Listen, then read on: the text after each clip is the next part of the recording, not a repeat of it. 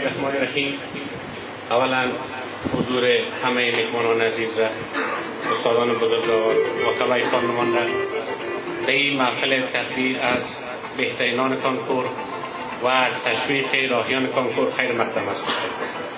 یک بار دیگر موفقیت شاگردای عزیز را در امتحان کنکور صمیم قلب تبریک میگم. همون گونه که در کنکور موفق بودند آرزو میکنم که در جریان تحصیلات عالی و در آینده هم موفق باشند.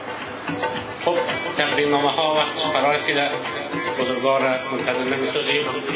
از دوستایی که نامشان نمیخوانیم و ترتیب بیایم و تقدیرنامه خود را و طایفی که در نظر گرفته شده است عرض کنیم.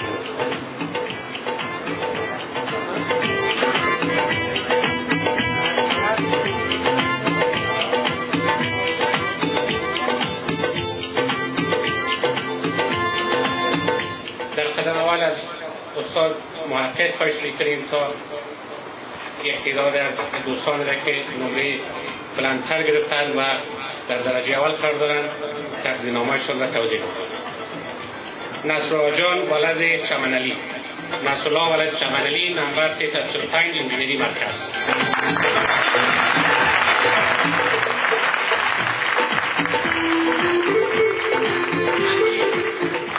مهدی علی مدد، نمبر 342 انجینری مرکز.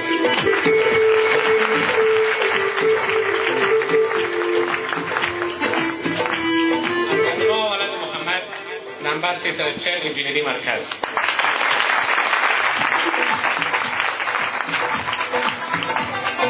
محمد حسین علی جمعه، نمبر 339 انجینری مرکز. محمد رضای محمد جعفر، نمبر 338 طب معالجوی.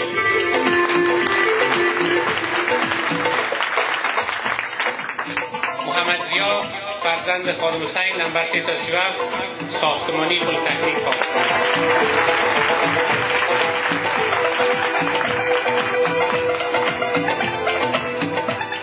علی ولد صادق، 336 طب معالجوی.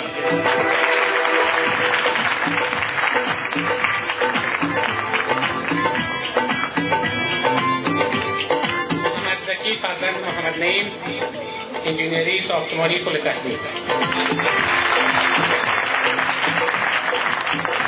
محمد ضیا فرزند محمد جمعه، طب معالجوی.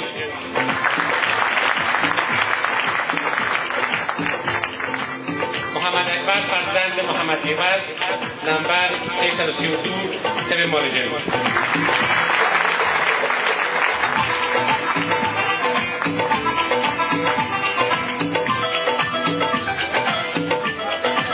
استاد بزرگوار، استاد محقق نهایت ممنون، زحمت کشیدن.